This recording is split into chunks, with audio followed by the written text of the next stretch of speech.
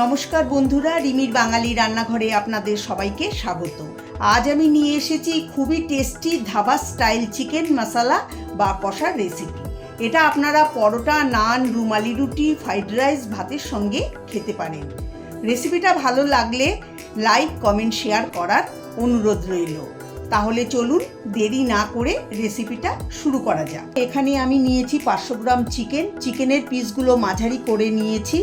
Leg পিসগুলোকে চিড়ে নিয়েছি, এতে মশলা ভালো করে ঢুকে যাবে, খেতে টেস্টি হবে। ভালো করে পরিষ্কার করে ধুয়ে নিয়েছি। চিকেন এখন ম্যারিনেট করে নেব। দিয়ে দেবো 1 চা চামচ আদা বাটা, 1 চা চামচ রসুন বাটা, 3 টেবিল চামচ টক দইটা একটু ফেটিয়ে নিয়েছি। দিয়ে দিচ্ছি স্বাদ মতো লবণ, হলুদ গুঁড়ো 1/2 চা চামচ, আর তার সাথে দেব লঙ্কার গুঁড়ো 1/2 চা চামচ। এখন সব কিছু খুব ভালো করে মিশিয়ে নেব, যাতে মশলা চিকেনে ভালো করে ঢুকে যায়।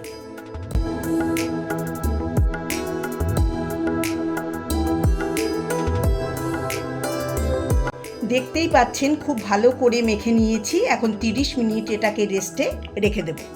30 মিনিট পরে ফিরে এলাম। কড়াই বসিয়ে দিয়ে দিচ্ছি 4 টেবিল চামচ সাদা তেল।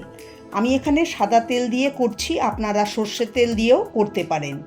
তেল ভালো করে গরম করে নিতে হবে। ফোড়নের জন্য নিয়েছি 2টো ছোটো এলাচ, একটা বড় এলাচ, একটা দারচিনির টুকরো, 2টো লবঙ্গ, 5-6টা গোটা গোলমরিচ, 1/4 চা চামচ গোটা জিরে, 2টো শুকনো লঙ্কা আর একটা স্টার অ্যানিস। মশলা তেলে দিয়ে দিচ্ছি। এরপর লো ফ্লেমে 35-40 সেকেন্ড মশলা ভেজে নিতে হবে। মশলা খুব বেশি ভাজার দরকার নেই, হালকা করে ভেজে নিতে হবে। মশলা থেকে যখন সুন্দর একটা গন্ধ বেরোতে শুরু করবে, তখন বুঝবেন যে মশলা ভাজা হয়ে গেছে। এখন এর মধ্যে দিয়ে দেব 2টো মিডিয়াম সাইজের মিহি করে কুচিয়ে নেওয়া পেঁয়াজ। এখন এই পেঁয়াজটাকে অনবরত নেড়ে চেড়ে গোল্ডেন করে ভেজে নেব। পেঁয়াজ গোল্ডেন করে ভাজা হলে এরপর এর মধ্যে 1 চা চামচ আদা বাটা, 1 চা চামচ রসুন বাটা দিয়ে দেব। এবার এই পেঁয়াজের সঙ্গে আদা রসুনটাকেও 1 মিনিট লো ফ্লেমে ভেজে নেব। আদা রসুনের কাঁচা গন্ধ চলে যাওয়া পর্যন্ত ভেজে নিতে হবে। এরপর সব মশলা অ্যাড করব। 1 চা চামচ জিরের গুঁড়ো, 1/2 চা চামচ ধনের গুঁড়ো, 1 চা চামচ কাশ্মীরি লঙ্কার গুঁড়ো। এতে ঝাল হবে না, সুন্দর রঙের জন্য দিচ্ছি। দিয়ে দেব 1/2 চা চামচ হলুদ গুঁড়ো, 2টো মিডিয়াম সাইজের টমেটো মিহি করে কেটে তার সাথে দেব অল্প লবণ, যাতে টমেটো তাড়াতাড়ি নরম হয়। আমি ম্যারিনেট করার সময় লবণ দিয়েছিলাম, লবণের মাপটা আপনারা পরিমাণ মতো দেবেন।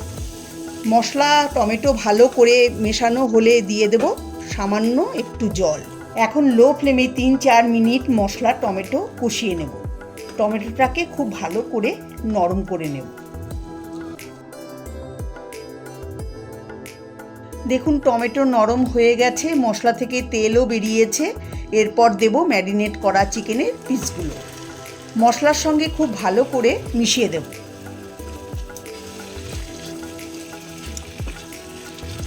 দেখুন মেশানো হয়ে গেছে। এখন গ্যাসের ফ্লেম বাড়িয়ে 4-5 মিনিট মাংস কষিয়ে যেতে হবে।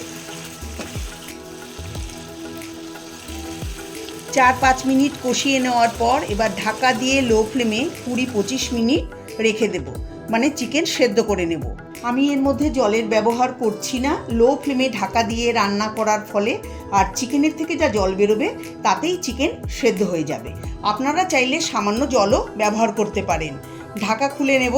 দেখুন চিকেন থেকে কিছুটা জল বেরিয়েছে, এতেই চিকেন সেদ্ধ হয়ে গেছে।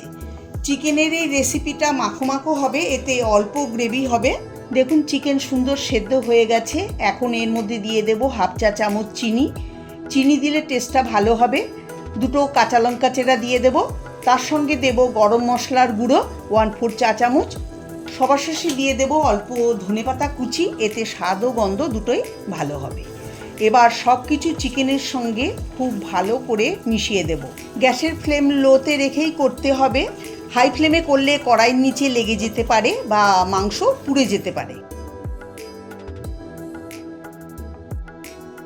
সব কিছু চিকেনের সঙ্গে খুব ভালো করে মিশিয়ে দিয়েছি।